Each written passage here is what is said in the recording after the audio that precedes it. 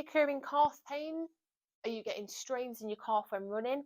Well, it could just be a symptom and not the root cause. We're going to go through a few tests that I do with my clients to decipher whether it's actually coming from the calf or not. The first test that we're going to do is test for ankle dorsiflexion, and that's where we bring the foot towards the body. So we want to try and get the knee to kiss the wall or the door without bringing the heel up off the floor. Second test that I like to do with runners, especially, and people with calf injuries, is I like to get them to do a single leg balance, because if you are overpronating where the foot rolls excessively inwards, that's going to put a lot of strain on your soleus muscle that runs down the side of your calf.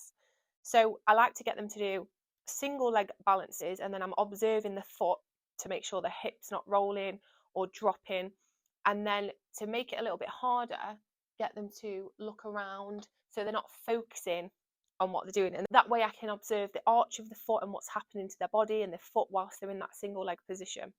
Leading on from the single leg balances, I also like to take my clients through some lunges or some single leg squats just to see how the glutes are activating. If the glutes are weak, then that's going to cause extra strain on the calves because they're compensating.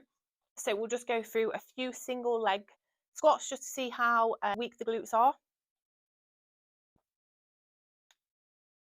I also like to get my client to do some walking up and down. I'll observe, or I'll take slow-mo videos, and this can show us whether they are overstriding, where the foot is going out further than their body, or whether they are toe-heel striking rather than heel-toe striking. And finally, we'll test the strength of the calves. We'll get them to do some seated calf raises or standing calf raises, just to check the endurance of how quickly the calf muscles fatigue, just to see how strong they are. We can also add weights into doing this. So all these assessments only take a few minutes, but they give us a really good indication on what's happening to the calves, why they're in so much pain, and how we can help correct them.